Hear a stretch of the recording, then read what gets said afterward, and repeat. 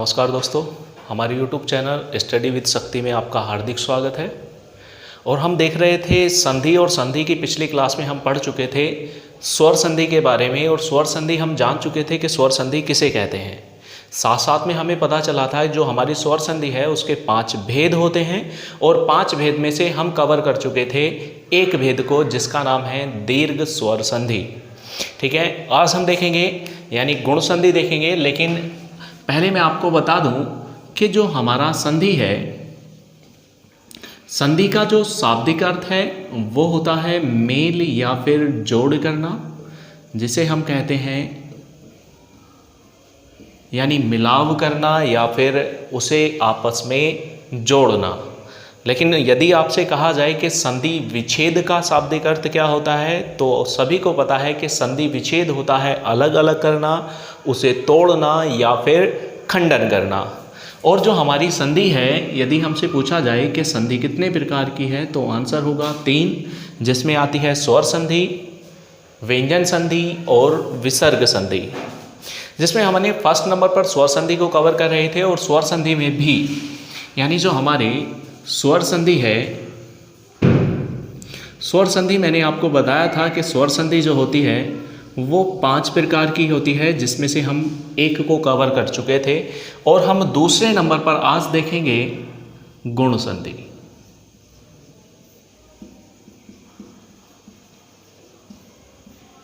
यानी दूसरे नंबर पर देखेंगे हम गुण संधि।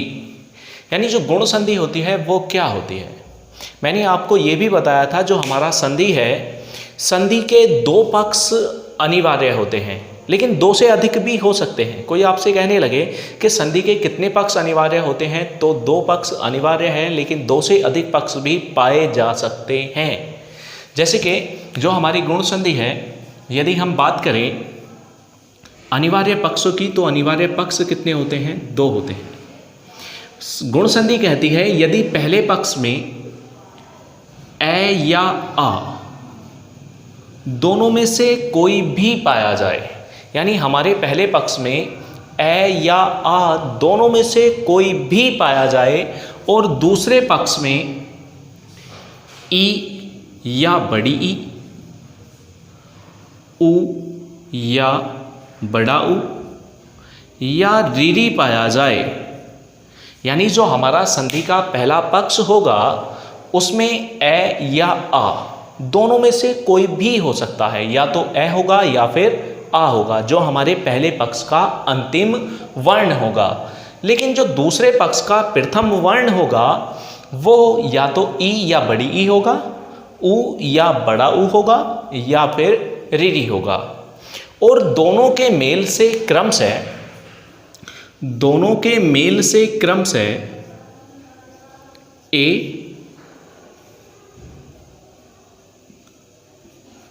कोमा ओ कोमा अर बनेगा।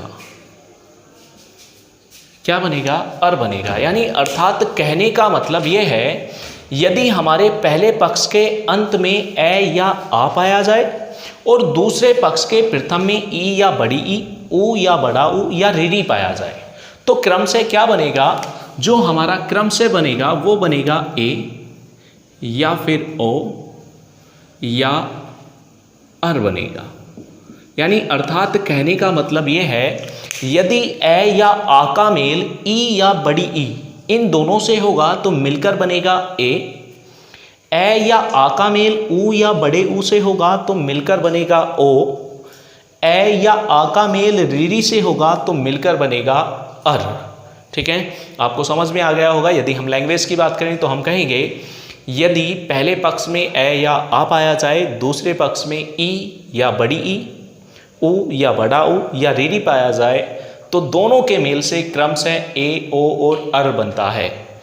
जिसमें हम फर्स्ट रूल देखेंगे, यानी जो हमारा फर्स्ट नियम होगा, फर्स्ट नियम की बात हम करेंगे तो फर्स्ट नियम है ए का बनना। ए का बनना। ठीक है, अब मैंने आपको बताया था हमारी संधि के 2 पक्ष अनिवार्य हैं, यानी अर्थात जब ए के बनने की बात हम कर रहे हैं मैं इसे रफ कर देता हूं।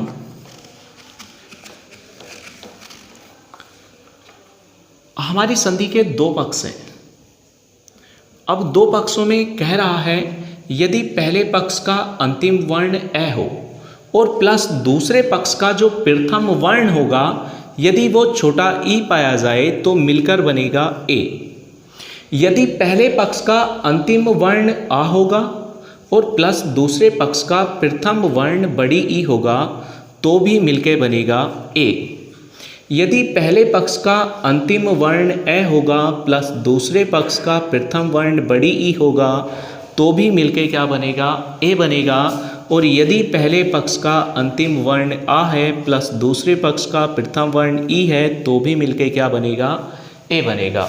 यानी अर्थात कहने का मतलब ये है कि ए का जो संकेत होता है वो होता है एक मात्रा। कि कह सकते हैं हम कि हमारी संधि के दो पक्ष हैं और दो पक्षों में उसने कहा है कि पहले पक्ष का अंतिम वर्ण ए या आ हो, यानी ए या आ कुछ भी हो सकता है, और दूसरे पक्ष का जो प्रथम वर्ण होगा वो ई या बड़ी ई दोनों में से कोई भी हो सकता है और दोनों के मेल से क्या बनेगा, ए बनेगा। क्या बनेगा, ए बनेगा। जैसे कि ध्यान देंगे मैंने लिखा देव प्लस इंद्र लिख दिया, देव प्लस इंद्र लिख दिया। अब बात करते हैं कि पहले पक्ष का जो अंतिम वर्ण क्या है।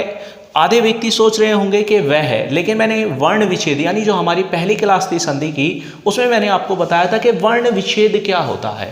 तो यहाँ पर यदि हम वर्ण विच्छेद की बात करेंगे तो जो वह है वह को जो हम तोड़ेंगे तो ये किससे मिलकर बना है, आधा वह प्लस ऐसे मिलकर के बना है। तो अंतिम वर्ण क्या निकलेगा, ए निकलेगा। यानी जो हमारा अंतिम वर्ण होगा वो क्या होगा, ए होगा। और दूसरे पक्ष का जो प्रथम वर्ण है वो हमें दिखाई दे रहा है क्या है, ई है। और दोनों के मेल से क्या बना है, ए बना है। और एक का जो संकेत होता है वो एक मात्रा होता है। तो हम देखेंगे यहाँ से तो ए समाप्त हुआ, द ए और वह ऐसे का ऐसे ही रहा तो हमने उतारा द ए और वह। यहाँ से ए समाप्त हुआ और यहाँ से ई समाप्त हुई, मिलकर के बना है एक ही मात्रा, तो हमने एक ही मात्रा लगा दी। और इधर से ई समाप्त हो गई थी तो क्या बचा, आधा ने द और रे, तो क्या हो जाएगा, देवेंद्र हो जाएगा। ठीक है, मैं उम्मीद करता हूँ समझ में आ गया होगा। या एक और एग्जाम्पल देख लेते हैं। जैसे कि मैं लिखता हूं राका प्लस ईस, राका प्लस ईस। यानी जो हमारे पहले पक्ष का अंतिम वर्ण है वो क्या है, आ है। और दूसरे पक्ष का प्रथम वर्ण क्या है, ई है। और दोनों के मेल से क्या बना होगा, ए बना होगा, जो संकेत है एक मात्रा। यहाँ से आ समाप्त हुआ, रे आ और कै ऐसे का ऐसे ही उतारेंगे तो हमने उतारा रे आ और कै। यहाँ से आ समाप्त हुआ, यहाँ से ई समाप्त हुआ, मिलकर के बनी है एक ही मात्रा, तो हमने एक ही मात्रा उतार दी। यहाँ से ई समाप्त हो गया, बचा क्या, से, तो क्या हो गया, राकेश। क्या हो गया, राकेश। ठीक है, मैं अब आपको बताता हूँ, आपको आंसर देने हैं उसके। ठीक है, ये चीज़ समझ में आ गई होगी तो मैं आपको बताता हूं कि आपको क्या बताना है। आपको बताना है सुर प्लस ईस बराबर क्या होगा। फर्स्ट ऑप्शन है हमारा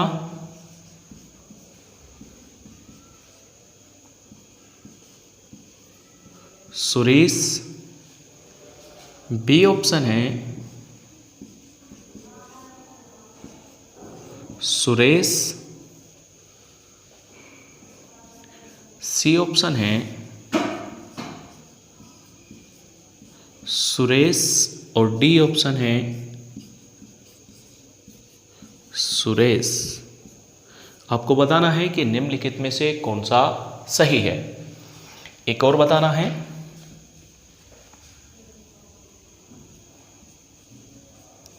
राजा प्लस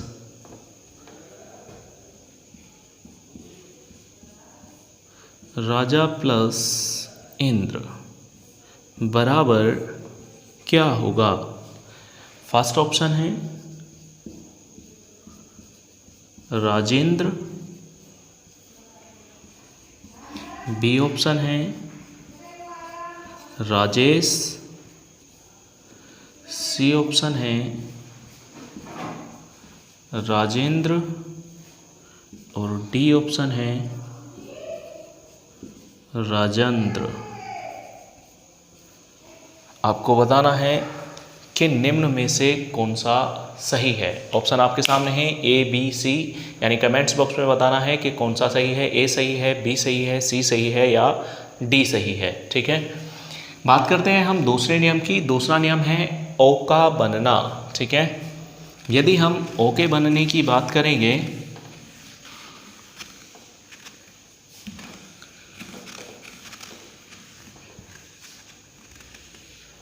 ऐसा मान लीजिए, हमने कहा नियम नंबर 2 है,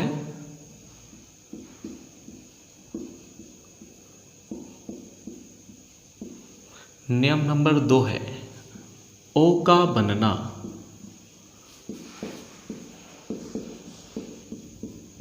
यानी अर्थात ओ कैसे बनेगा। मैंने आपको बताया था हमारी संधि के जो अनिवार्य पक्ष हैं वो कितने पाए जाते हैं, 2 पाए जाते हैं। कितने पाए जाते हैं, 2।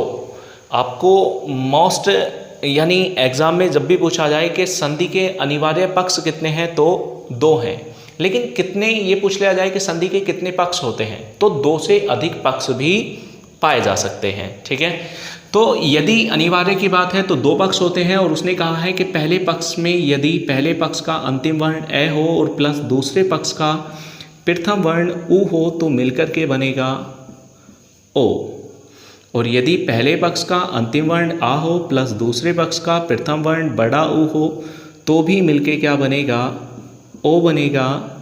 और यदि पहले पक्ष का अंतिम वर्ण ए हो प्लस दूसरे पक्ष का प्रथम वर्ण बड़ा उ हो तो भी मिलके क्या बनेगा, ओ बनेगा। और यदि पहले पक्ष का अंतिम वर्ण आ है प्लस दूसरे पक्ष का प्रथम वर्ण छोटा उ है तो भी मिलके क्या बनेगा, ओ बनेगा।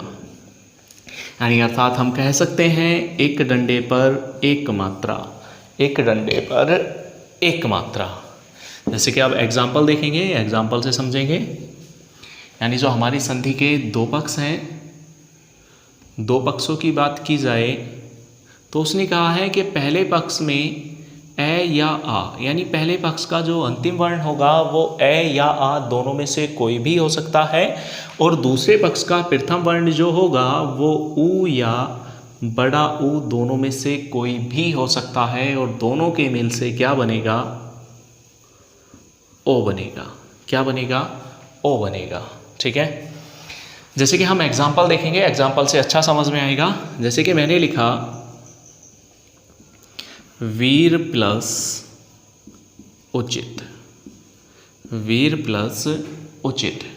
तो हमें अभी पता चला जैसे कि यहाँ पर रह है तो रह को यदि हम तोड़ेंगे तो आधा रह प्लस ऐसे मिलकर के बना है। ठीक है, तो यहाँ पर हमारे पहले पक्ष का अंतिम वर्ण क्या निकलेगा, ए निकलेगा, और दूसरे पक्ष का प्रथम वर्ण निकलेगा उ, और दोनों के मेल से बना होगा ओ।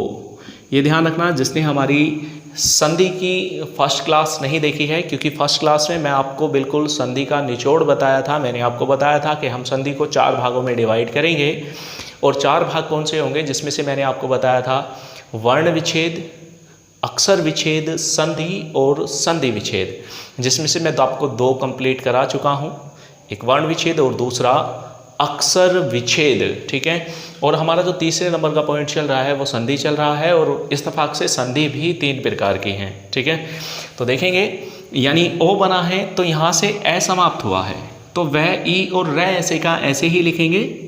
हमने लिखा वह ई और रे, यहाँ से ए समाप्त हुआ, यहाँ से उ समाप्त हुआ, मिलकर के क्या बना है, एक डंडे पर एक मात्रा। उ तो समाप्त हो गया, बचा क्या, च ई और तय, तो हमने उतारा च ई और तय, तो क्या हो जाएगा, वीरोचित। क्या हो जाएगा, वीरोचित। जैसे कि एक और देखेंगे, मैंने लिखा महा प्लस उदय। हमने देखा पहले पक्ष का अंतिम वर्ण क्या है, आ है, और दूसरे पक्ष का प्रथम वर्ण क्या है, छोटा उ है, और दोनों के मेल से क्या बनेगा, ओ बनेगा, यानी अर्थात हम कहेंगे एक डंडे पर एक मात्रा। यहाँ से आ समाप्त हुआ, मैं और है ऐसे का ऐसे ही रहा, तो हमने उतारा मैं और है। यहाँ से आ समाप्त हुआ, यहाँ से ऊ समाप्त हुआ, मिलकर के बनी है एक डंडे पर एक मात्रा। और क्या बचा यहाँ से, द और ये, तो क्या हो जाएगा, महोदय। ठीक है, मैं आपको दे रहा हूँ संधि ऑप्शन के साथ, आपको बताना है कि ऑप्शन में कौन सा सही है।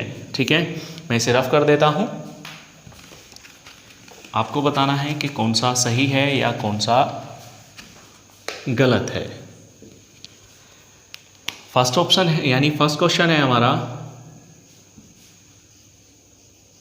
सूर्य प्लस उदय बराबर क्या होगा। फर्स्ट ऑप्शन है हमारा सूर्योदय, बी ऑप्शन है सूर्योदय, सी ऑप्शन है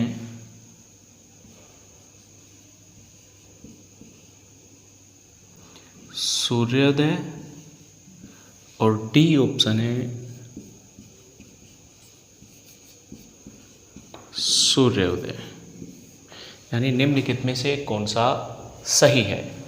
यदि हम दूसरे क्वेश्चन की बात करें तो आपको इसमें भी बताना है कि कौन सा सही होगा या कौन सा गलत होगा। आपको बताना है महोत्सव का संधि विच्छेद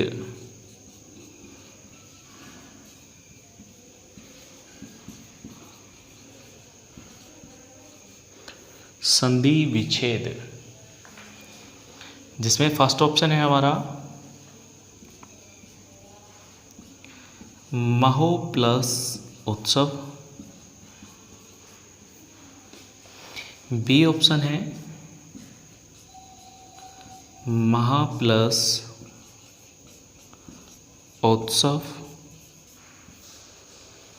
सी ऑप्शन है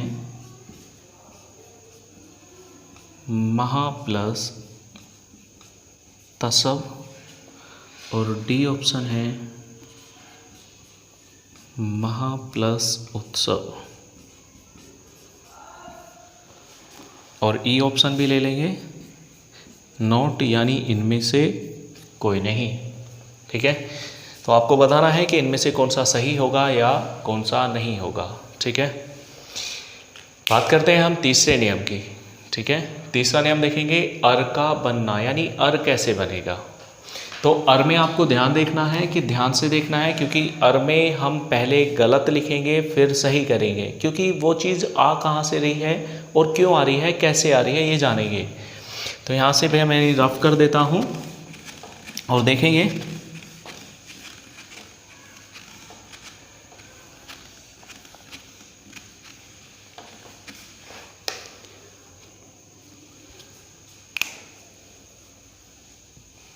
यानी अर्थात कहने का मतलब है कि पहले पक्ष में ए या आ कुछ भी हो सकता है। ठीक है, मैं ऐसे समझा देता हूँ, ऐसे अच्छा समझ में आ जाएगा। ठीक है, ऐसा मान लेंगे, यानी हमारे पहले पक्ष में ए पाया जाए और दूसरे पक्ष में री पाया जाए, तो मिलकर के बनेगा हमारा अर। और यदि हम बात करें कि पहले पक्ष का अंतिम वर्ण बड़ा आ हो प्लस दूसरे पक्ष का प्रथम वर्ण री हो, तो भी मिलके क्या बनेगा, अर बनेगा। यानी अर्थात कहने का मतलब है कि पहले पक्ष में ए या आ कुछ भी पाया जा सकता है और दूसरे पक्ष में री पाया जाए, तो दोनों के मेल से क्या बनेगा, अर बनेगा। क्या बनेगा, अर बनेगा। तो देखेंगे यानी अर कैसे बनेगा। ऐसा मान लीजिए मैंने फर्स्ट ऑप्शन लिखा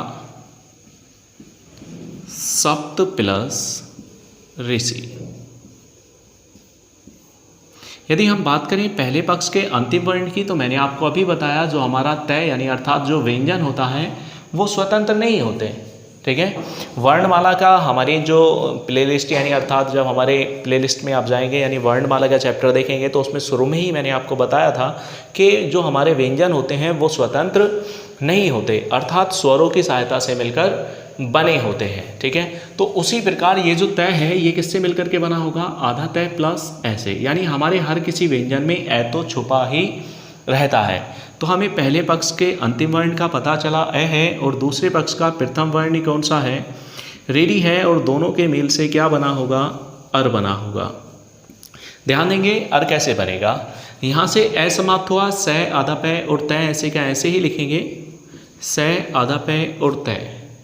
यहाँ से ए समाप्त हुआ और यहाँ से रेडी समाप्त हुआ, मिलकर के बना है अर, तो हमने लिख दिया अर। यहाँ से रेडी समाप्त हुआ, बचा क्या, से और ई। ये ध्यान देंगे ये अभी गलत है, हम इसे सही करेंगे। मैंने आपको वर्णमाला में बताया था हमारे 13 स्वरों में से एक स्वर ऐसा है जिसकी कोई भी मात्रा नहीं होती, और कौन सा है, वो है ए, यानी ए की कोई भी मात्रा नहीं होती। यदि ये शब्द के प्रारंभ में आता है तो हमें दिखाई देता है, अन्यथा यदि यह शब्द के बीच में आए या बाद में आए तो हमें दिखाई नहीं देता। तो यहाँ पर ये बीच में है तो यह हमें दिखाई नहीं देगा, इसका मतलब यहाँ से हम इसे रफ कर देंगे। तो हम यहाँ से लिखेंगे से आधा पे तय, ए तो चला गया, आधा रह, से और ई।